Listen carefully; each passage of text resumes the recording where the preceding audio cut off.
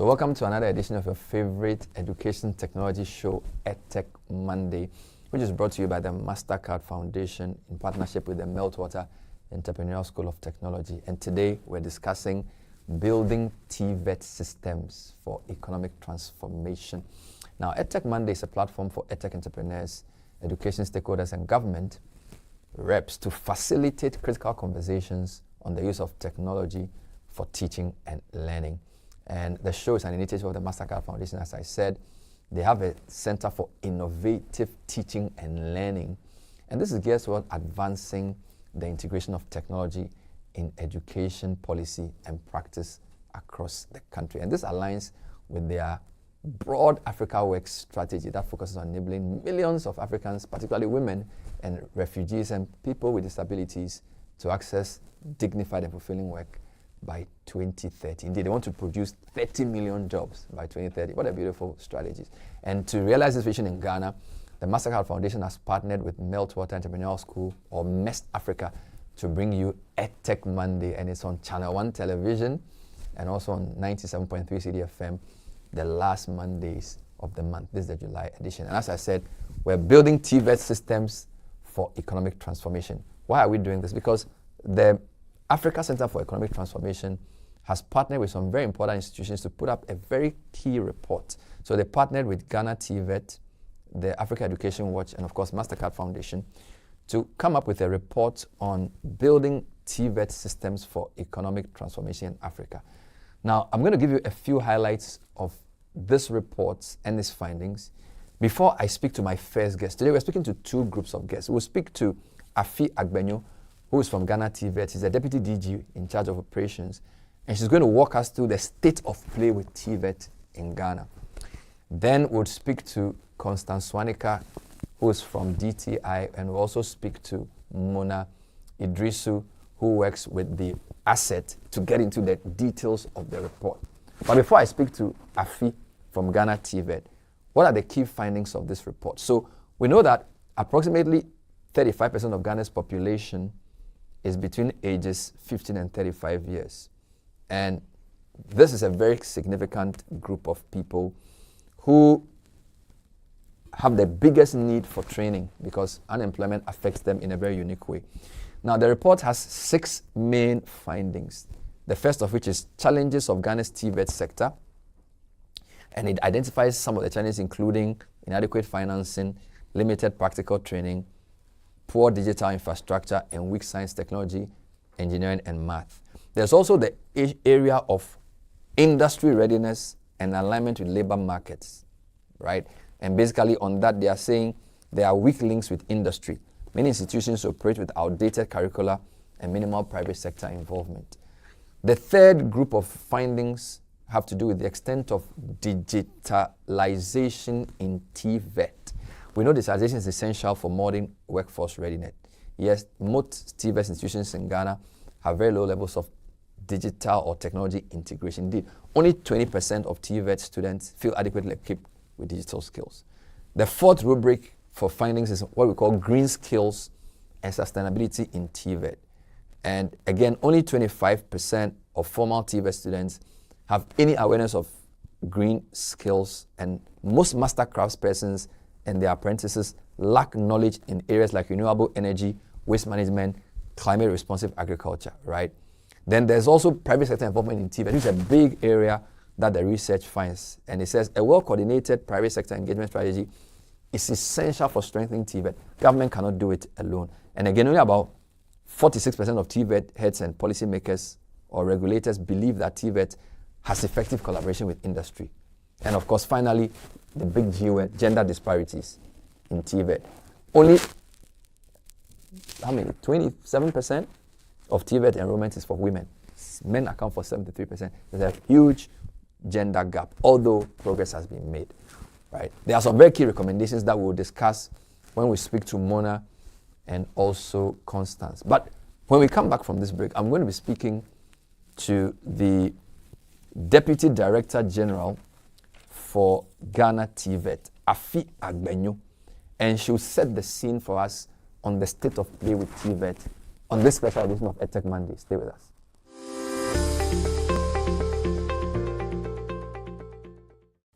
Welcome back to this edition of EdTech Monday. And today we're looking at building TVET systems for economic transformation. And so we want to get a baseline and a clear understanding of what TVET is and where we are in Ghana.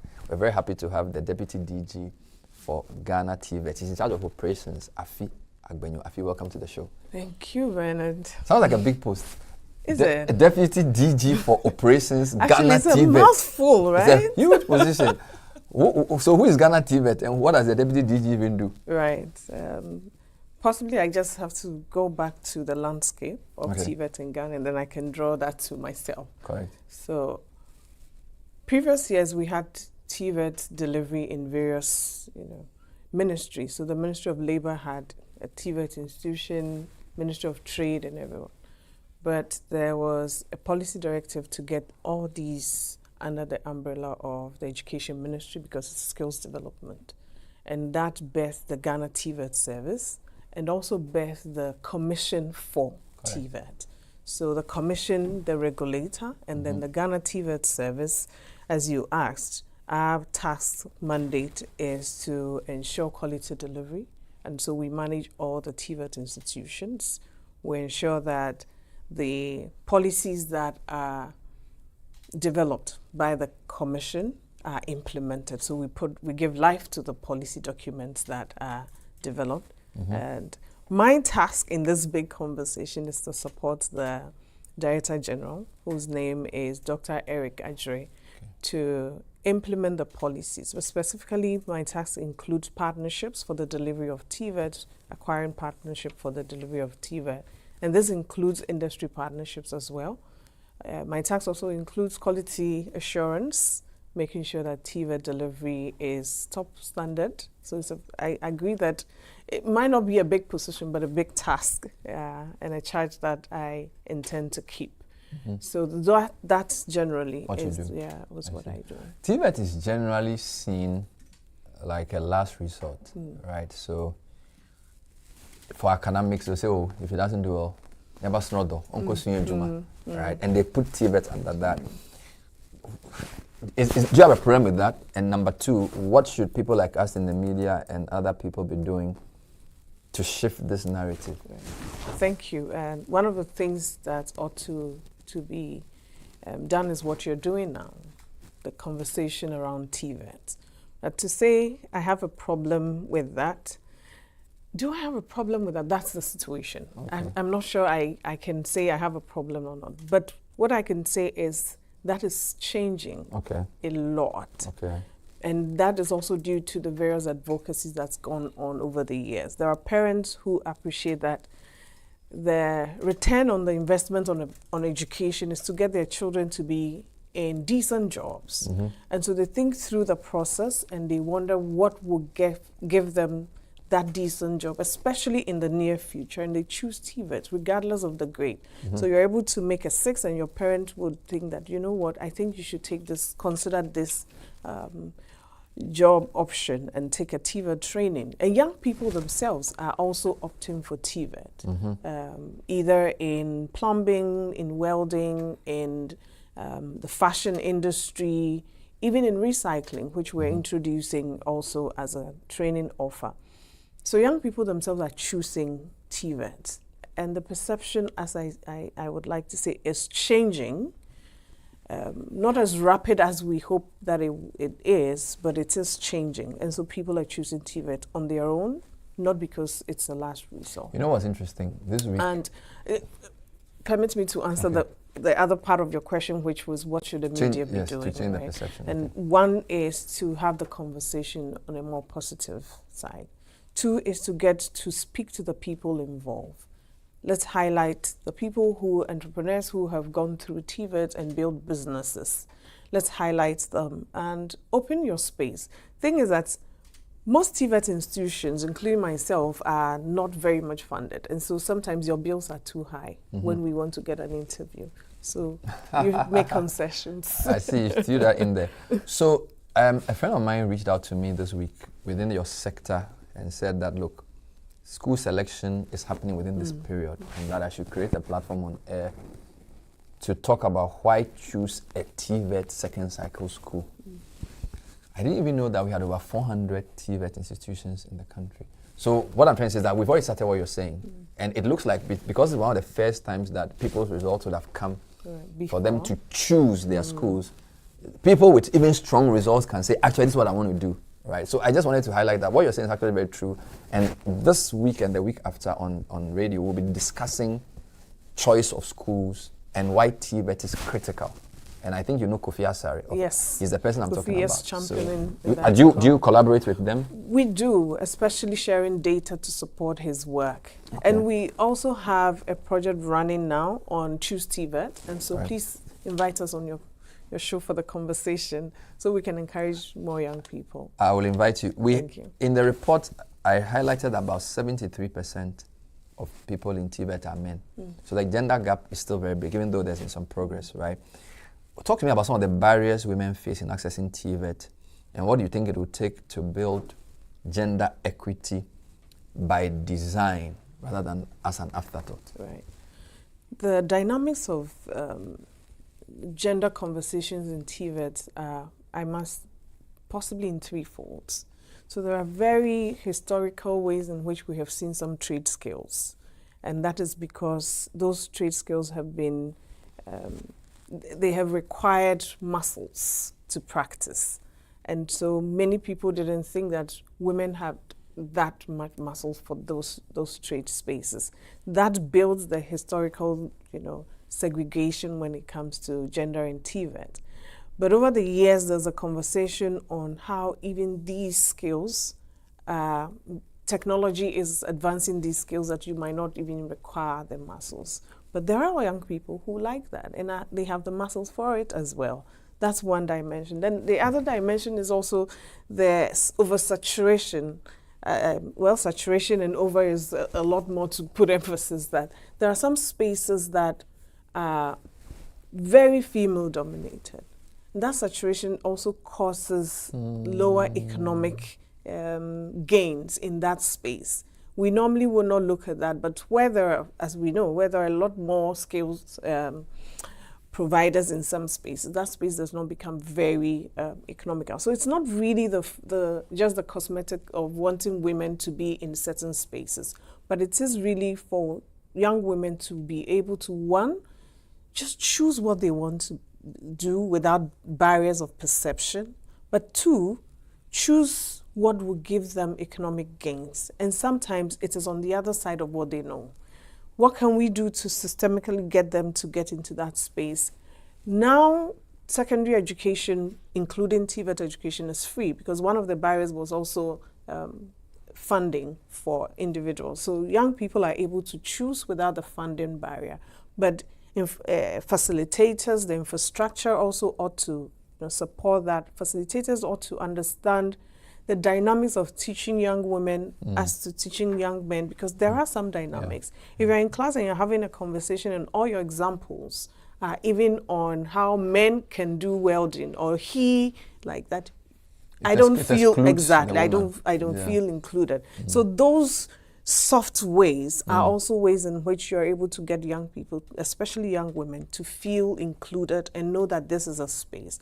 Yet there is also the need for the media again to showcase a lot more of role models for young people to see what it means, young women to see what it means to be a welder, to see what it means to be a woodworker, a carpenter, as we call it in this part of bricklayer, to see what it means to be in a plumber, the digital space, be in the agric space as well. Agric mechanization is one space that is very much male-dominated.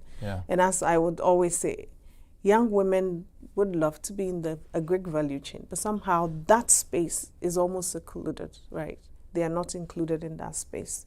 So it is important to showcase that and also give a lot more scholarship. But from our side as a responsibility to also mentor young women, get them mentorship so that they are able to appreciate what it means to take those skills. This is EDTECH Monday. We're having a conversation about building TVET systems, not just from an education perspective, but for economic transformation. And a lot of the discussion will be based on a report that the Africa Center for Economic Transformation put together. Later on, I'll be speaking to the person in charge of asset for that, and also somebody from DTI. But for now, I'm speaking to Afi Agbenyo, who's the Deputy DG for Operations at the Ghana TVET, setting the scene for us. TVET is the thing. It's not an afterthought. TVET is not for dropouts. It's the main thing. All right, let's talk about allocation of education budget. Again, I think the Education Minister spoke about that in the course of the week. We allocate only 2% of our education budget to TVET. The report from ASEF recommends at least 5%. What would that increase actually change on the ground? And is 5 even what we want? Do we want 20, 30? Talk to me. Right. The funding of TVET is woefully inadequate, as the Education Minister himself, Honorable Haruna Idrissa himself, had mentioned in his address. The dynamics of the funding is also very crucial. So even the 2%, you have the policy angle, and then you have the implementation of the policy angle. And it is important to also know, to look through those spaces, which of these spaces is lacking the more. As I mentioned, there is the delivery of TVET requires consumables, as we call it, which is a daily usage for young people to practice what they learn. It is a lot of cost. As we have it, we have about a 14,000 plus staff gap. But there's the issue of funding to be able to get clearance, to get the right skill sets to join the service to deliver TVET. That is another angle of funding that you deal with. Infrastructure. Every TVET institution is expected to have a state-of-the-art workshop. Correct. As much as possible, a lab, computer lab, it should have at least some decent assembly hall for young people, and then the other facilities, not to talk of tools, exactly my point, and classrooms. Let's at least have computer setups to support, training. This is not the case currently, and this is what funding is required. So even the 5% that is being given, truly it is, of course, higher than what we have now, but still very, very inadequate. The Minister of Education has championed very aggressively, kudos to him, the establishment of the TVET fund. And the fund is expected to have contributions from various spaces, including industry. That helps funding of TVET. And so we look forward to that also supporting TVET delivery in Ghana. So we've been speaking to the Deputy DG for Operations for Ghana TVET, Afi Agbenyo, setting the scene for us for a conversation we're going to have next about the full report. You can get in touch with us in a number of ways. You can scan the QR code on the screen.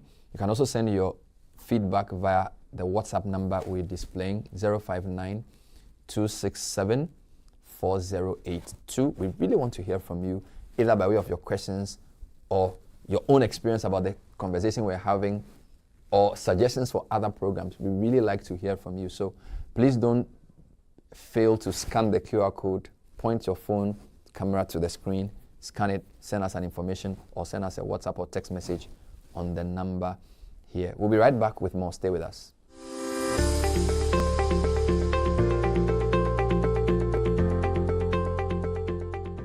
So to delve deeper into this all-important report, I'm very happy to have the Head of Youth Employment and Skills Program at the Africa Center for Economic Transformation, ASET, Mona Idrisu. Mona, thanks for joining us. Hi, Bernard. It's good to have you. How are you? Good. Doing well. Wonderful. We're also very happy to have the founder and president of the Design and Technology Institute, popularly known as DTI, the great Constance Swanica. Constance, good to have you again. Thank you. Wonderful. So we'll delve into this report in terms of what it sought to achieve and why it's important, particularly the fact that even though it looked into 6 countries, it does have some very interesting things about Ghana. Mona, tell me about ASET and why you're even interested in skills development in youth at all. Okay, so for those who haven't heard of us, the Africa Center for Economic Transformation, we're a Pan-African think tank. We support governments across Africa in achieving, or the road to achieving, economic transformation, which is simply to ensure that we have economies that are more diversified, that are export competitive, and has a workforce that is skilled for the future of work. Yeah. So usually we look at youth unemployment as an education issue. So they will say, oh, people are not getting the skills necessary to give them work. Asset seems to think about this differently. You seem to focus on it as an economic transformation issue. Can you elaborate on that and why you think strengthening TVET is such a key part of this transformation story? Great. As you rightly said, for us, skilling young people isn't just an education issue. It's for African governments that are seeking to transform our economies. How do we transform, industrialize, and transforming our economies to more advanced systems? Where do we find the skills force to do that, Bernard? It's by skilling young people. It's by making sure that we have a workforce that is productive. And I'm sure you've heard the statistics. We are the future workforce. Africa, we are the future workforce. And so for us as Asset, skilling young people isn't just a nice to have anymore.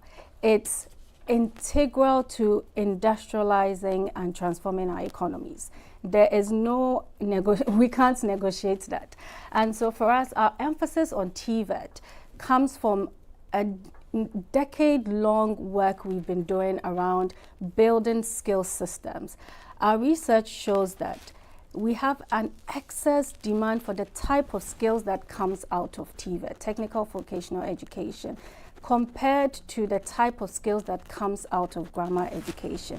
That's not to say that grammar education isn't important, but that's to say that if we want to create jobs for young people, or we want to skill young people for jobs that are available, we need to turn attention to TVET.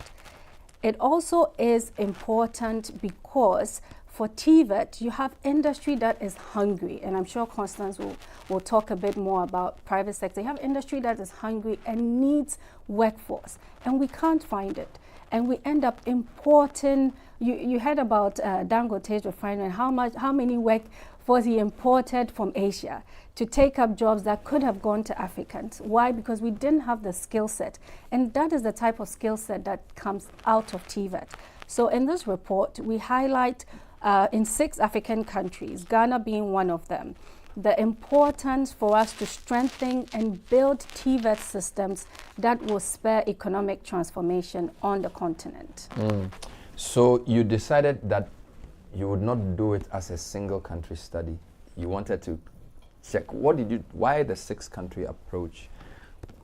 Is it, and again, what did you find across the countries that you studied? Right, as you're aware, in Africa, a lot of our challenges are not unique to one African countries. At Asset, our approach is always to do multi-country studies. Why? Because in as much as the issues are not isolated, sometimes having the bird's eye view allows us to put in or to recommend policy solutions that confront issues faced by similar issues faced by African countries. So for instance, going back to this report, you will find that all of these countries in question, Ghana, Rwanda, Cote d'Ivoire, Niger, Ethiopia, and Uganda, we are all facing the same issues. Inadequate infrastructure to support TVET systems. We have inadequate financing going into TVET. Across the 6 countries, less than 5% of education budgets go into financing TVET. And this is an area I've just mentioned that has excess demand for the type of skill set coming out. Across board, we are facing trainers that do not have adequate skills to train young people for the future of work. So as you can see, the issues are similar, and we don't have to look at it from one country perspective. This way, we are able to tackle it as a unified front in terms of African countries coming together to be able to tackle this. The last point I'll make on this is a lot of the issues we face on the continent, Bernard, including skills, are ones that if we came together as African countries, we would be able to solve more productively. Labor mobility being one of them. If there's an excess demand for, let's say, carpenters in Kenya, why can't carpenters trained in Ghana move into such areas, right? And if African countries are grappling with unemployment, we should be able to look at it from a regional integration lens so that we're able to move labor into productive sectors across the region and not just trying to tackle it in an isolated way. I'll come back to some of the findings in the report, but I'd like to bring Constance in.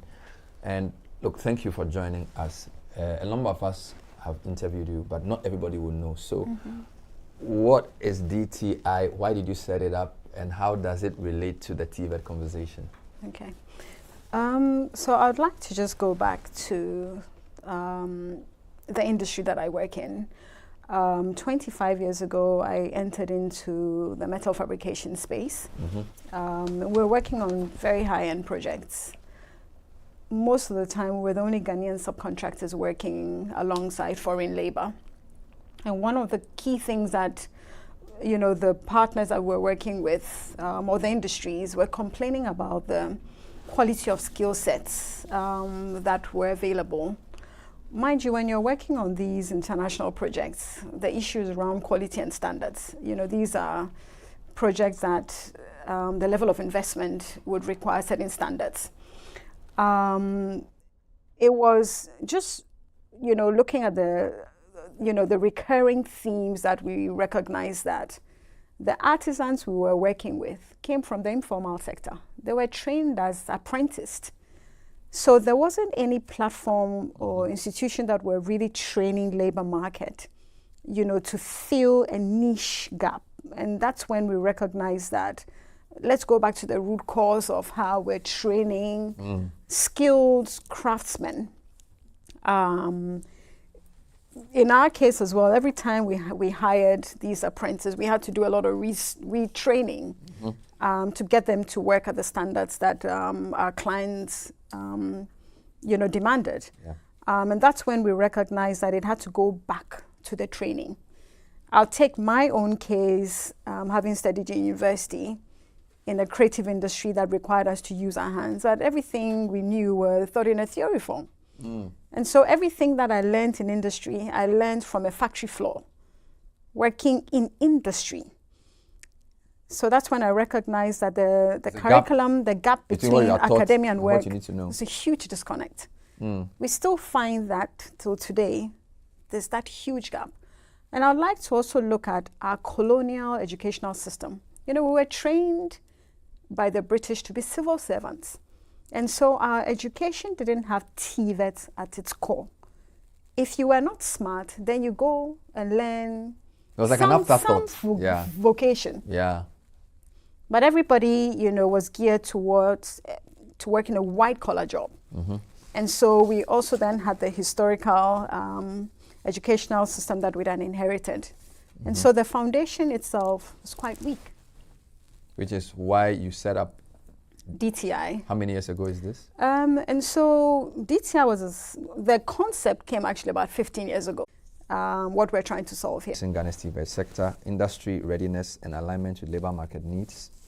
Then they have something they call the extent of digitalization in TVET. And then they deal with green skills and sustainability in TVET, private sector involvement in TVET, and then gender disparities in TVET. How, of course, then they give details, right? The question I have for you is, for someone who works directly in TVET, how closely do these findings reflect the reality you have on the ground? It's a very good report. Okay. And I must commend AZ for that. I think the reality sometimes are even more dire than we think. We now have disruption to the future of work. And so if you look at what AI has done to the future of work, the urgency in which we're looking at how we're training our labor force means that we do need to take some urgent steps, in restructuring the educational system. I go back to the curriculum. We still have most of our institutions that are using curriculum that is 50 to 80 years old. So since independence, nothing has changed. But industry around us is changing so fast. And now you have technology that has also heightened, the way we teach and the way we learn. Industry also is not waiting.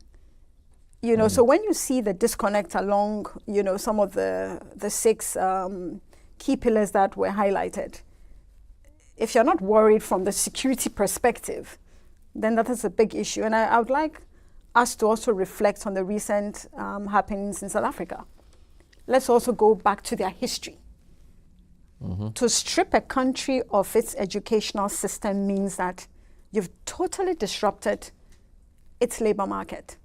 And so if you look at the South African model where they inherited a Bantu educational system, I think for the rest of Africa, if we don't see what is happening and we also connect to what happened in the Arab Spring, then let's look at also the juxtaposition, of what we see versus the opportunity. And I think for us, where we sit, that is the biggest concern. Wow.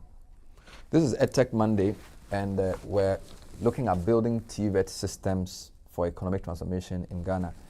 And a large chunk of today's discussion is based on very, very good reports that the Africa Center for Economic Transformation did in partnership with the likes of the MasterCard Foundation, Ghana TVET, and of course, the Africa Education Watch. And the report is titled Building TVET Systems for Economic Transformation in Africa. I alluded to some of the key areas of the findings, and I'm talking in this segment to Mona Idrisu, Head of Youth Employment and Skills Program at Asset, and Constance Swanika, who's the founder and president of DTI. Mona, let me come back to you. So, looking across the 6 countries and the evidence, what stood out most to you about Ghana's progress? So first, I want you to talk about where Ghana has made some gains and where we have opportunities ahead. Great. I like this question a lot, Bernard, because often we spend so much time talking about what's not working. What's not working. So to commend or to highlight some of the progress that's been made in Ghana over the last 2 decades. As you're aware, we've put a lot of reforms in place, particularly, for instance, setting up the Ghana TVET service. That became the implementation, just so that we're giving TVET the importance that it deserves. We've done a lot of work also in developing a national TVET qualification framework that goes all the way up to PhD. When I tell people you can do TVET all the way to PhD, they are surprised because they still think of TVET like back in the day where you drop out or you finish BC, and from the BC days, and then you go into TVET. And we've also seen a lot of campaigns on why you should choose TVET. So there's been the My TVET campaign, for instance, rolled out to ensure that there's even been recognition of prior learning, where if you've gone into the informal sector TVET, you're able to take exams, assessments, I won't call them exams, but you're able to take assessment that will recognize your learning and translate that into the current qualification framework. So there's been a lot of positive reforms that have happened in the last 2 decades or so in Ghana. With that said, where more room for improvement, or where we can do better, Bernard, is in implementation. Correct. And I'm sure you're aware, we don't lack policies, we don't lack the fine print.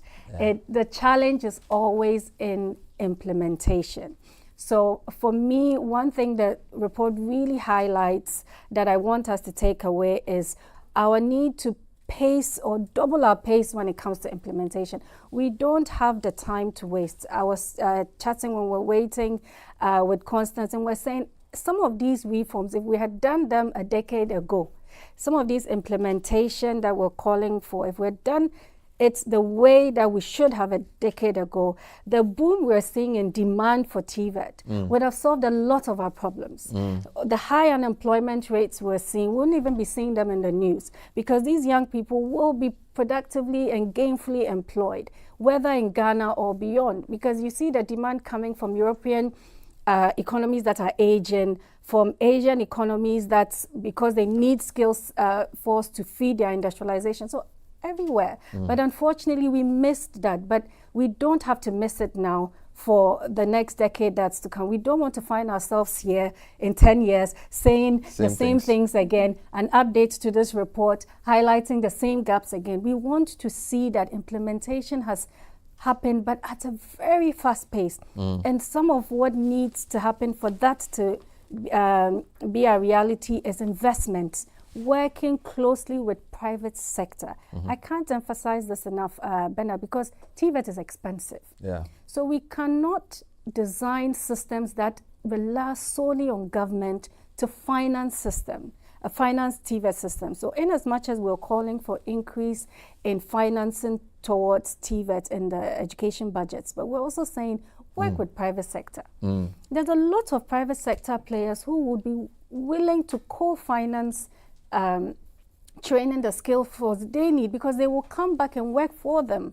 So they're willing to. But how do you partner? How do you make sure you're creating the enabling environment that is attractive for them to come in? You're de-risking it, for instance, so that, because a number of private sector players will ask us, so if we bring the young people in and they break our machines, who is insuring them? So some of these little I call them low-hanging fruits that government can come in, make sure that we're creating the enabling environment, de-risking it, so that private sector can come in and work to invest in skilling our young people. So implementation is massive. Let me deal with some recommendations. And so they make several recommendations. For example, they call for stronger links between industry and training institutions. They call for more investment. And then they want curricula updated. How do these recommendations resonate with you? Absolutely. And as Mona said, quality TVET, I'd like to use the word quality TVET, because we don't lack TVET institutions in Ghana. Lack quality. We have over 450 TVET institutions. That's a lot. But when you then look at, infrastructure, you look at, assets, you look at quality of instructors, that's where you then begin to see the disconnect. And it's not government's responsibility alone to carry the burden of, TVET systems. The off-takers, who are the industries, who require very well-skilled artisans, who otherwise, by the way, are even bringing in foreign labor, which is even more expensive. So this is where, when you then look at, the demand, we're looking at it from a demand point of view, how industry works closely with government. So this is where you have, the public-private partnerships. But at the same time, private sector will tell you cost of doing business is high. So where is the incentive? So if we look at models that have worked well across the world, if you look at Singapore, you look at India, you find that the tax breaks for a lot of these companies, so how do we then really look at some of these, like Mona said, some of these low-hanging fruits to unlock some of these gaps that we're seeing? So in India like this, you will find that the TVET institutions, companies that are into manufacturing, actually bring their assets. Because mind you, you have to train young people to be able to handle some of these machines. So you go into a lab and you see that it's all the assets have been funded by a particular industry. That industry then, in case, has also gotten some tax incentives, so it's how we look at how this model would work. And then I would like to also talk about the skill sectors bodies. Good. In terms of curriculum, curriculum should be demand-driven, it should be industry responsive. So how industry also sits when we're looking at designing curriculum, the curriculum should also be very agile, because industry changes so fast. If you work in technology, every day you wake up, you have to update your app or something, so if we're to keep tab with the changes, that means that the industry curriculum is also very agile. In Singapore, 1/4 of the curriculum changes every semester. Is it? To meet the needs. Oh yes. 25% 25% of the curriculum every changes semester. every semester. Not every year. Every semester. But where you then talk about policy, curriculum hasn't been updated. I talked in some cases over 50 years. So you see the disconnect. To be fair, the Minister of Education a few days ago in the month of July announced new curriculum where he said they would incorporate AI, robotics, TVET, and then he used another expression from kindergarten all through to JHS. I think he held a press conference where he announced that 3 billion CD investment. So policymakers are obviously coming along. I wanted to push you a bit. If you could prioritize one or two actions, because you're a woman of action, over the next year to strengthen Ghana's TVET system, what would they be and who needs to lead the effort? I would look at curriculum and infrastructure and assets. Okay. When you talk about good TVET systems, you can't just do one and leave the others. Okay. So curriculum, infrastructure, and assets. And assets. Okay. And then would also then look at quality of facilitators as well. So these 4 things, right? And how you look at, for me, centers of excellence. Because I talked about how TVET is expensive. So rather than having 450 TVET institutions, how do we concentrate our budgets and having rather regional centers of excellence? And then, of course, some of the recommendations that were also made in the report, really, like Mona said, if we had really followed through our long-term plans. So this is where we also have the NDPC ensuring that how do we hold governments to following a long-term plan so that, we keep in a more like a progressive approach of how we developed. I think that would also be, the high-level recommendations where I sit as well. It's interesting. I asked you for 2, you give me 4. I like this. Mona, let me conclude with you. What's the way forward for, I don't want to use the word mainstream, it's a very boring word, but I feel like we all understand that if you have quality skills, you will not be unemployed, because the world will never lack demand for quality skills, all right? And yet, it's always an afterthought. This is a great report, and we are discussing this here. But let me ask the same question that I asked her. What are 1 or 2 of the top actions we must take, and who do you think should lead this effort? So for me, it goes back to implementation. And I know I'm responding in a very vague way. The reason why I say that, for where I sit, I've been doing research on education systems for over a decade. So I will emphasize once again that we do not lack the nicely printed reports and policy documents. What we really lack is that political will to implement and implement quickly to a high quality. So for me, if we were going to prioritize, it would be, okay, enough of the talking.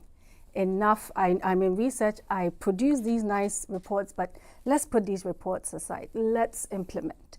If we can take 1, 2, 3 things, quality trainers, agile curriculums, infrastructure, working with private sector, if we say these 3 things are going to be our priorities, how do we implement and implement quickly?